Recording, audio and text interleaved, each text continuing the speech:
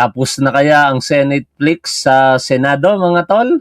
O sa madaling pangunawa, matitigil na kaya ang kaguluhan katulad po ng mga nakita po natin sa nakalipas po na buwan? Partikular dyan po sa pamumuno nitong si dating Senate President Alan Peter Cayetano.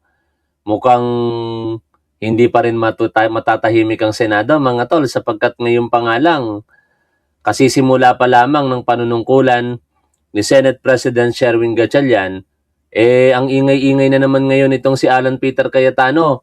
Nagsagawa na naman po ito ng live selling kanina at nagagalit na yata. No? Kine-question niya na, bakit kayo nagagalit pag nagla-live stream ako? O, pag nagpe-Facebook, in particular, ito po yung sinasabi niya. Nakatatlo na akong salita ng in particular, 4 na.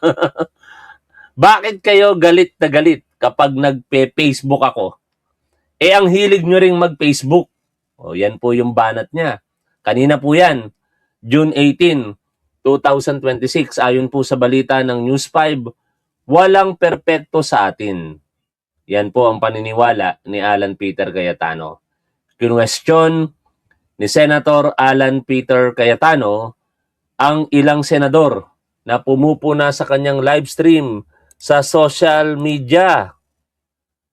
Sasabihin nyo kasi, mas maraming nanonood kay Alan Cayetano. Kasi nagsasabi ako ng totoo. Last year, mas marami ang nanonood sa inyo, Rapi at Erwin Tulfo. Ang problema, nabuko kayo na may tinatago kayo. Yan po ang banat niya. Ano to? Paramihan na lamang ba ng views? Para sabihing makatotohanan ka? Ang dami-dami pong mga vloggers na kasinungalingan ang sinasabi pero ang tataas po ng views. Hindi kasi pamantayan ang views dito po sa social media, mga tol. No? Unang-una, kaya dumadami ang views dahil po sa tinatawag na algorithm. Not necessarily dahil sa kung sino yung nasa likod ng camera na nagsasalita o nasa harapan ng camera na nagsasalita. No? Hindi porket ibig sabihin sa ngayon maraming nanonood kay Top 1 ay ang basihan po niyan yung pagkatao ko o yung mga sinasabi ko. Maraming mga factors na kinoconsider dyan. Mahalagang factor yung naririnig nyo sa akin, kung paano ko ito i-deliver at kung ano yung mga nakukuha nyong impormasyon sa akin. Isang factor lamang po yan. Katulad din naman sa mga live streaming nitong si Alan Peter Cayetano. Factor din kung paano siya nagdi-deliver ng kanyang mga pananalita. But it doesn't mean na yun ang basihan kung bakit masasabi mong makatotohanan ng isang tao. Hindi po dahil sa views. No? Katulad mo, ang dami-dami mong views, pero ang dami mong kasinungalingan na pinagsasasabi. Diba? Bakit dumadami ang views? Kasi nakadepende yan sa algorithm ng social media na ginagamit mo. Pag nakuha mo yung algorithm, definitely maraming views. Pansinin po ninyo mga tol, minsan maraming views tayo, minsan kakaunti. Katulad ngayon, almost 1,000 lamang ang manonood natin. Pero sa mga nakalipas na oras o araw, umaabot tayo ng libo-libo. Kasi maraming mga factors, uulitin ko, ang kinoconsider. Unang-una lahat dyan, yung algorithm. Mabait sa'yo, Alan Peter Cayetano, ang algorithm ngayon ng Facebook, kaya maraming mga views. But hindi lahat ng sinasabi mo, maulit ko lamang, makatotohanan. Ngayon, babalik tayo dun sa tanong natin, matatapos na ba ang kaguluhan sa Senado? Tingin ko, magpapatuloy ang Senate Flix kasi sa paniniwala ng ilan, manggugulo pa rin itong si Alan Peter Cayetano Dito nga po sa interview kay dating Secretary Ronald Llamas, ang Cayetano Black sa paniniwala niya ay magba-bounce back, Ito po babalik o gaganti. Pakinggan po natin ang interview dito po kay Ronald Llamas. Patapos na nga ba ang gulo? O antayin natin, babalik ulit siya. Naggugulo na naman ulit, nagpapahinga lang. Well, sabi nga nung kainuman ng lolo ko, kainuman ng lolo ko si Winston Churchill. Alam mo yung sinabi niya? Oh. This is not yet the end. This is not even the beginning of the end. But this is rather the end of the beginning. So, kung ba to, marami pa tong kabanata. Halimbawa, today lang magkakabakbakan yan. Yung pre-trial meeting, today. Nangyari po yan kanina. Pero ano ba yung nangyari in particular kay Alan Peter Cayetano? Dito tayo sa kanyang live selling. Mga bahagi ng live selling niya kanina, una na po natin binanggit, yung pag-question niya kina Senator Erwin Tulfo at Rapi Tulfo. Bakit daw nagagalit kapag nagpe-Facebook? Hindi lang naman si Rapi Tulfo. Maraming salamat, Ebian Bell, sa inyo pong super sticker. Hindi lang naman si Rapi Tulfo at Erwin Tulfo ang pumupuna sa kanya. Ang taong bayan, ang majority ng mga Pilipino, hindi po nagugustuhan ang ginagawa ni Alan Peter Cayetano na pag-live stream every now and then. No? Pero wala tayong magagawa. Yun ang gusto niya dito, sa bahagi pa rin na yan ng live streaming, sinagot niya yung patama sa kanya ni Senator Ping Lacson. Kasi sinasabi po na ang leadership nitong si Alan Peter Cayetano ay tumagal lamang ng halos isang buwan. May 11, ilan po ang natitira? 20, no? Plus 3 days, 23 days nga lang kung tutuusin ang naging pamumuno bilang Senate President ni Alan Peter Cayetano. Kasi ng June 3, tinanggal na po siya bilang Senate President. Pero dito, ang sinasabi ni Lacson, 28 days ang Senado sa ilalim ni Alan Peter Cayetano. No? At ang estimated cost ay nasa 700 million pesos. What a waste of taxpayers' money. Yan. Pero bumuelta po dyan si Alan Peter Cayetano doon sa kanyang live selling.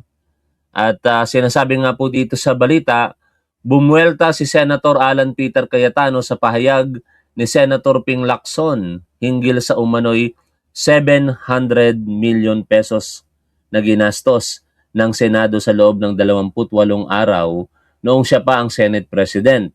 Paliwanag ni Cayetano, kahit sino namang Senate President ang umupo ay makakagastos ng 25 million pesos kada araw. Pinunari ng senador ang pang-iintriga ni Lacson sa pagsiwalat ng naturang impormasyon. Ngunit ang hindi sinasabi po dito ni Alan Peter Cayetano ay yung produkto ng kanyang naging pamumuno. Bakit po natin sinasabi yung produkto? Kasi nagkakaroon ngayon agad ng comparison, mga tol. No? Ito po, yung comparison sa pagitan po ng dalawang Senate President. Una, ang hindi na ngayon Senate President na si Alan Peter Cayetano, sa panahon ng kanyang panunungkulan, dito nga ang ginamit pa ng Facebook page na ito, Insurers for Good Governance, ay 37 days Nakalagay po dito, 2 bills lamang ang na-approve sa third at final reading. Ito yung Senate Bill number 1894 at saka Senate Bill number 1966. Ito ay kay Alan Peter Cayetano. 3 bills ang na-approve on second reading and isang adopted resolution. 6 major actions in 37 days. Samantala, sa pamumuno nitong si Sherwin Gatchalian ay ito po. Actually, hindi accurate itong bilang ng araw No? Kasi kung bibilangin natin, hindi na po pinuno ng Senado si Alan Peter Cayetano noong June 3 ng hapon. No? Tinanggal na po siya.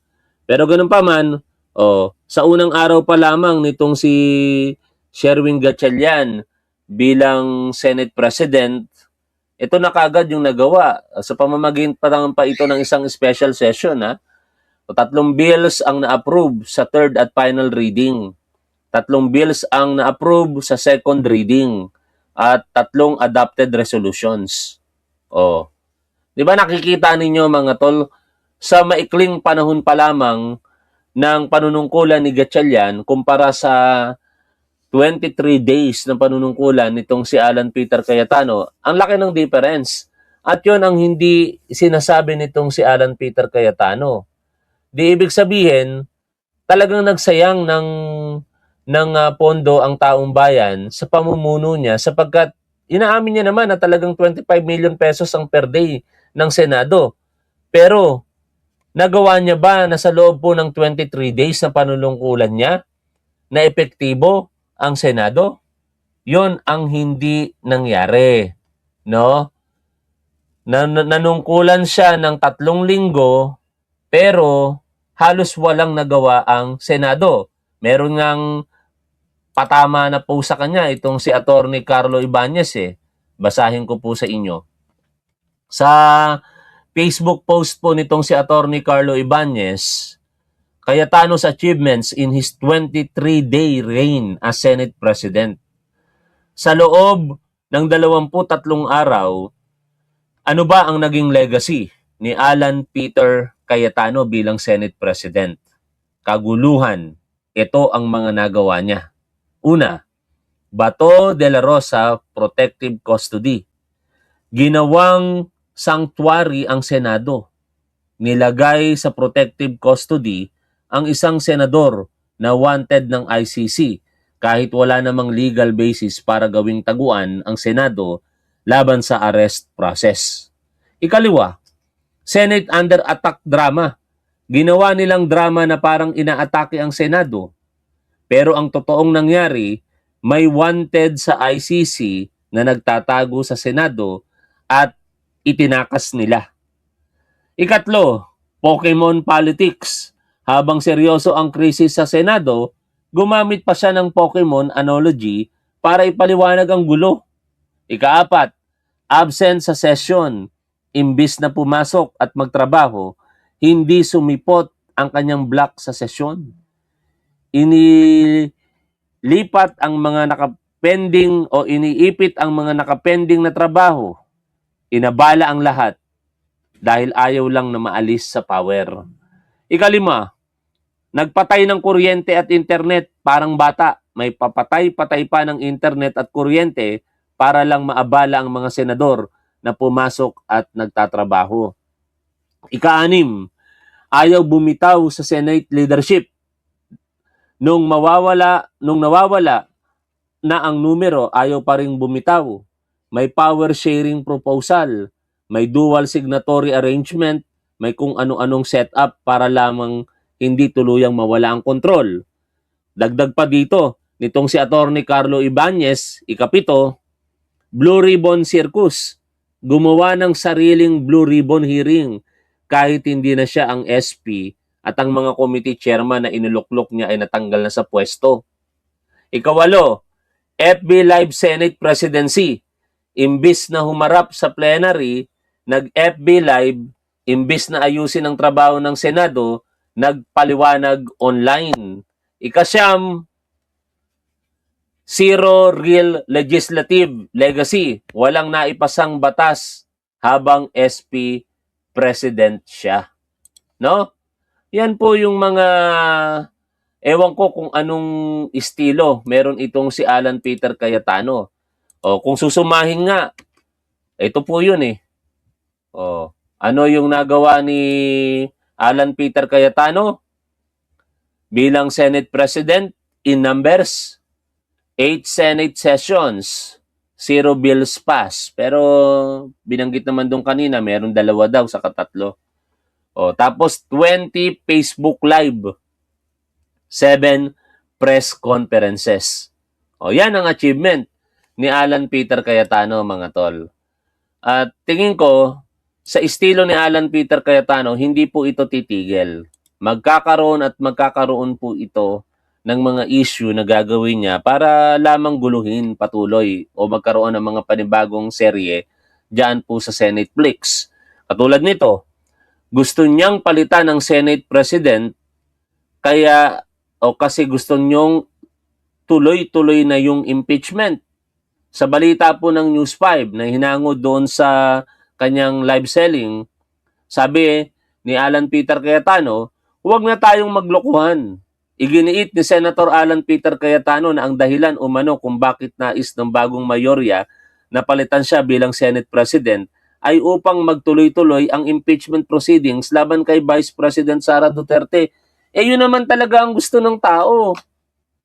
Magtuloy-tuloy ang impeachment ni Sara Duterte kasi gusto nating malaman ang katotohanan. Alan Peter Cayetano, gustong malaman ng taong bayan ang katotohanan kung meron ba talagang pananagutan itong si Sara Duterte. At malalaman lamang natin yan kung magpapatuloy ang impeachment. Bakit ayaw mo ba ituloy ang impeachment?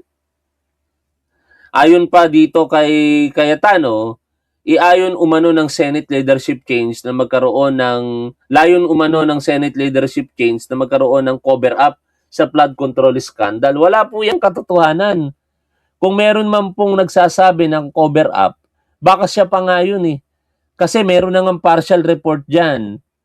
Tapos hindi siya nag-attend may isang beses doon sa Blue Ribbon Committee nang noon ay pinamumunuan nito pong si Senator Ping Lacson. Ngayon, pinalalabas nila na silang ba ang may karapatang magsabi ng katotohanan sa pamamagitan ng mga marites. Yun po ay panlilin lang sa harapan ng publiko. Balikan po natin ito pong interview kay Ronald Llamas. Today ba yun o bukas? So yan, mahalaga yan, no? Mahalaga yan dahil isa-set niyan yung mga pag-stipulate ng mga facts, yung sequence ng evidence, no? Yung mga schedules ng impeachment. So yan, mahalaga yan going into the impeachment trial. So yan yung isang major battle sa Senado, no? Ikalawa, sa simula ng impeachment ng trial, no, sa Senado sa July 6. So bakbakan din yan, yung simula na yan. Tapos after 2 or 3 months yung mismong conviction. Pero in between, pagtatalunan dyan yung ebidensya. Ano kailangan aprubahan nung majority sa Senado yung mga evidence na lalabas. Halimbawa, bubuksan ba or isususpend ba yung bank secrecy laws para sa mga bank accounts ni Vice President Sara Duterte? Bakbakan yan. Yan yung pinalalabas nitong si Alan Peter Cayetano na gustong kontrolin daw ng bagong mayorya ang naratibo o kaya kung paano i-conduct ang impeachment trial. Pero hindi po yun totoo. Kasi may pamantayan eh. Meron pong rules na establish pagdating po sa impeachment trial. At hindi pa pwedeng sumalekwa doon ang presiding officer. No? Kung ano yung nasa rules, yun dapat ang manaig. At tingin ko, bahagi naman ng panuntunan na yan, yung pagpapalabas ng mga katotohanan na nakabase po sa ebidensya. Kung kinakailangang ilabas ang katotohanan o kung kinakailangang ilabas ang mga ebidensya para malaman ang katotohanan, dapat gawin po yan. At kung ang ebidensya ay maaaring yung bank records, dapat gawin yun. Kasi hindi naman bawal sa batas. Sabi nga po ng mga nagpapaliwanag na abogado dyan, sa isang impeachment trial, ang bank secrecy ay hindi mo na pwedeng gamitin bilang proteksyon. No? Exemption yan doon po sa bank secrecy law. Halimbawa, ito pong si Sara Duterte, inaakusahan na may mga secret bank accounts o kaya naglalaman ng mga bank accounts po niya ng bilyong-bilyong piso, hindi na po pwedeng magtago pa siya sa bank secrecy law. Ang gagawin lamang dyan ng impeachment court ay mag-uutos sa korte na ibigay yung kinakailangang mga records at ipakita ito sa korte. Pero siyempre may mag-o-object dyan. At ang mag-o-object dyan, ang grupo ng mga senador na sumusuporta dito kay Sara Duterte. At hindi yun maganda sapagkat kapag nag-object sila at the guise of yung bank secrecy law or rights ni Sara Duterte, lalabas na parang pinoprotektahan nila si Sara. Kaya hindi talaga maganda yon. Ngunit kahit yun ang layunin nila, tingin ko sa kasalukuyang bilang ng mga senador, matatalo sila sa botohan. After all, collegial body ang impeachment court. Ang desisyon po ng impeachment court ay nakabase sa desisyon po ng majority. Number games po 'yan, no? Kung mapagdidesisyonan ng impeachment court na ilabas ang bank records ni Sara Duterte dahil sa napagbotohan ito ng mas nakakarami, walang magagawa kahit itong si Alan Peter Cayetano. Kailangan mo dyan aprubahan ng mayorya. No? So, marami pang tunggalian na mangyayari dito sa Senado. Nakakatawa nga, Alvin, dahil dito sa special session kahapon, Oh. kung di mo alam, no? Ito ay special session na katulad ng special session ng 2020. Yung huling special session sa speakership crisis sa House, ang issue ron ay kung sino yung magiging speaker. Dahil nagkapit-tuko rin si Alan Peter Diba? sa speakership dun sa term extension. Kaya naglunsad ng special session yung presidente. Grabe, no? Ang involved, parehas na individual. Si Alan Peter Cayetano, hindi na nahiya, di ba mga tol? Considering na si Alan Peter Cayetano ang pinag-uusapan natin, bubusitin ko lang kayo. Re-reaction na natin. Ito pong live stream niya kanina. Ha? Pagka ayaw niyong madinig, malaya po kayong makakaalis sa ating programa, lumipat po kayo ng ibang papanoorin o papakinggan po ninyo. Pero nais ko lamang pong reaksyonan itong live selling niya kanina. At uulitin ko kung ayaw po ninyong madinig, syempre kung ayaw nyo madinig si Alan Peter Cayetano, hindi nyo na din madidinig yung mga paliwanag ko o yung mga argumento natin sa kanyang mga sinasabi dito. Okay lang po yun, no? After all, kayo naman ang masusunod. Kaya simulan na natin. Pakinggan natin itong si Alan Peter Cayetano dito sa kanyang live selling kanina. Praise God for this opportunity. Makamusta kayo? Thank you sa lahat ng nangangamusta. Wow. Lalong-lalo po dun sa mga nagpe-pray, nag-encourage. At kahit sa inyong mga nagre-criticize. Wow, di ba? Napaka malumanay ang kanyang tinig, no? Higit sa lahat, talagang maka-Diyos ang datingan. Praise God. Di ba? Doon pa lamang sa panimulang salita niya, kung hindi mo kilala si Alan Peter Cayetano, kapani-paniwala na eh. Kaso lang, kilala natin siya, mga tol. Kaya ako, hindi naniniwala. Importante sa ating demokrasya na kung tingin yung tama ay mag-encourage at kung tingin yung mali ay mapakinggan namin ang inyong boses. Kaya nga starting today, pipilitin namin na hindi lang po ako nagsasalita, kung hindi, nakikinig ng mabuti kami sa inyo. So sa comments po, kung may mga questions kayo, unlike before po na ako mismong may hawak ng phone at kapag ka nag-live, binabasa ko po. But ngayon po, ililista po namin and then in our next broadcast. We're also inviting groups, not only those who are supportive, those po na hindi naniniwala sa ating mga paninindigan, student groups, teachers group, mga healthcare. We're willing to sit down with you in private or with Facebook at pag-usapan po natin ang mga issue sa ating lipunan. Why do we start out by praising and thanking God? Because we are here for one reason. Ang ganda Because nun. we are God's creation. Ang ganda nung sinasabi niya. Mga tol, ang ganda nung sinasabi niya. Kaso lang parang hindi yun yung ginagawa niya eh. Purpose sa ating buhay. So let me start out with that, no? Sa aking pagbabati sa lahat sa inyo, sa Luzon, Visayas, Mindanao, sa lahat ng ating kababayan, lalong-lalo na po sa ating mga OFWs na grabe po ang sakripisyo, lalo po sa mga panahon ngayon ng krisis. Sa aming pagbati sa inyo, obligasyon po namin na magtrabaho. So the last few weeks, napakinggan nyo yung word na work. O sige, nag-aalisan na lang din kayo. Tigil na natin.